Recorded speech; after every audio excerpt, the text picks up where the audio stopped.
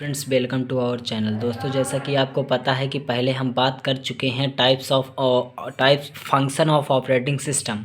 हमने आपको बताया था फंक्शन ऑफ ऑपरेटिंग सिस्टम के फंक्शन कौन कौन से होते हैं, उनका क्या कार्य होता है, कितने फंक्शन होते हैं, इसके बारे में हम पिछले वीडियो में चर्चा कर चुके हैं। आज हम चर्चा करेंगे टाइप्स ऑफ ऑपरेटिंग सिस्टम के बारे में। तो दोस्तों, ये आज का हमारा टॉपिक है टाइप्स ऑफ ऑपरेटिंग सिस्टम। ठीक है, अगर आपने पहले के वीडियो नहीं देखे हैं तो प्लेलिस्ट बनी हुई है, वहाँ पे जाके आप चेक कर सकते हैं और अच्छे से तैयारी कर सकते हैं और अपनी नोट्स बना सकते हैं।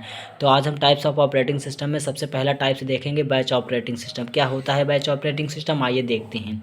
In the batch operating system similar jobs are grouped together into batches with the help of operator and these batches are executed one by one।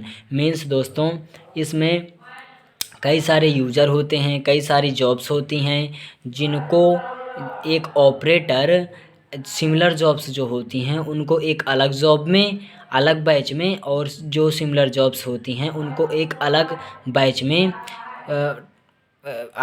Batch बना कर रख देता है, जिसके माध्यम से फिर सीपीयू इन बैचेस से जॉब्स को उठा के अपना कार्य करता रहता है। मतलब बैच ऑपरेटिंग सिस्टम का मेन कार्य यही होता है कि वो सिमिलर जॉब्स को एक बैच में और सिमिलर जॉब्स को एक अलग बैच में रखे। हो गया। लेकिन ये बैच ऑपरेटिंग सिस्टम इतना प्रचलित नहीं है आज के दौर पे दोस्तों। अगला हम बात करते हैं time sharing operating system. Time sharing operating system each task is given some time to executed so that all the task work smoothly. Means इसमें प्रत्येक टास्क को सेम टाइम दिया जाता है, उसी में उसको अपना कार्य करना होता है। These operating system are also known as multitasking operating system. मतलब टाइम शेयरिंग ऑपरेटिंग सिस्टम को मल्टीटास्किंग ऑपरेटिंग सिस्टम के नाम से भी जाना जाता है। The task can be from as single use operating system और डिफरेंट यूज़र ऑपरेटिंग सिस्टम। मतलब दोस्तों, ये यूज़र है, यह है जो टाइम शेयरिंग ऑपरेटिंग सिस्टम है, सिंगल यूजर ऑपरेटिंग सिस्टम भी है और मल्टी यूजर ऑपरेटिंग सिस्टम भी है। मतलब डिफरेंट यूज़र आल्सो, मतलब डिफरेंट यूज़र ऑपरेटिंग सिस्टम भी है। इसमें दोस्तों एक सीपीयू होता है, जिसमें से देखिए प्रोसेस 1, प्रोसेस 2, प्रोसेस 3, इसी तरह कई सारी प्रोसेस होती रहती हैं। और यह क्या करता है, टाइम शेयरिंग ऑपरेटिंग सिस्टम में प्रत्येक टास्क को एक समान समय देता है, उसी समय में इसको अपना कार्य करना होता है। ठीक है, अगला टाइप्स हमारा आता है distribute operating system. Distributive operating system क्या होता है? In this operating system we have various system and all these systems have their own CPU, memory and resources. Means इसमें वेरियस सिस्टम होता है और इसमें प्रत्येक सिस्टम का अपना सीपीयू होता है, अपनी मेमोरी होती है और अपने रिसोर्सेज होते हैं। ठीक है, डिस्ट्रीब्यूटिव ऑपरेटिंग सिस्टम में this operating system are connected each other, use a sharing communication network. Here each system can perform its task individually. Means देखिए, यह इसका स्ट्रक्चर बना हुआ है डिस्ट्रीब्यूटिव ऑपरेटिंग सिस्टम का। इसमें एक कम्युनिकेशन नेटवर्क होता है जिससे कई सारे क्लाइंट कंप्यूटर जुड़े होते हैं। इन क्लाइंट कंप्यूटरों का अलग अपना सीपीयू होता है, अपनी मेमोरी होती है, डिस्क होती है। इसको बोलते हैं distributive operating system.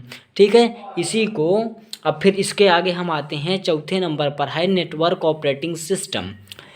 These system run on server and provide the capability to manage data, user groups, security and other networking function। Means network operating system में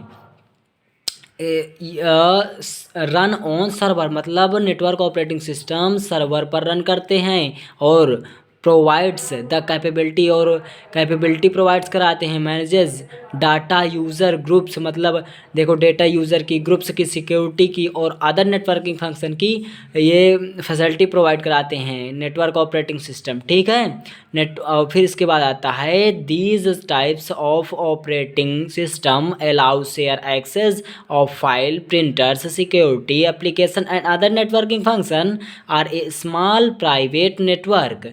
ठीक ठीक है, इतनी सारी फैसिलिटी देता है नेटवर्क ऑपरेटिंग सिस्टम। इसका स्ट्रक्चर ये है, इसमें एक सर्वर होता है, इससे कई सारे टर्मिनल जुड़े होते हैं।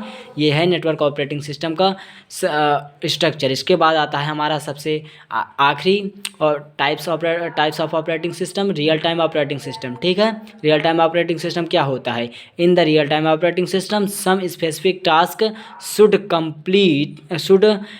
कंप्लीट इन द लिमिटेड और special time, otherwise huge loss will be. ये है दोस्तों कंप्लीट। ठीक है, मतलब स्पेशल टाइम जो दिया जाता है रियल टाइम ऑपरेटिंग सिस्टम में, उसी में कार्य होना चाहिए, नहीं तो बहुत बड़ा लॉस हो सकता है। इसके दो टाइप्स होते हैं, hard real time operating system, soft real time operating system. Hard real time operating system में दोस्तों जैसे मान लीजिए आइटम बम है, उसमें एक समय सेट होता है, उसी समय में उसको फूटना होता है। यदि उसमें तनिक भी देरी होती है या समय से पहले फूटता है तो काफ़ी सारा नुकसान हो सकता है, उसके आसपास रहने वाले व्यक्ति भी मारे जा सकते हैं। और soft real time operating system थोड़ी से समय की देरी को भी एक्सेप्ट करता है। इसका उदाहरण हम दे सकते हैं एटीएम मशीन में। जब हम अपना एटीएम लगाते हैं तो कभी कभी ऐसा होता है कि 1-2 सेकंड बाद हमारा पैसा आता है, कभी कभी रुक जाया करता है, तो वह उदाहरण है हमारा soft real time operating system का। आज के लिए इतना ही दोस्तों, हम अगले वीडियो में अगले पार्ट की चर्चा करेंगे। उसमें क्या करते हैं, हम अगले वीडियो में प्रोसेस को बताएंगे आपको। थैंक्स।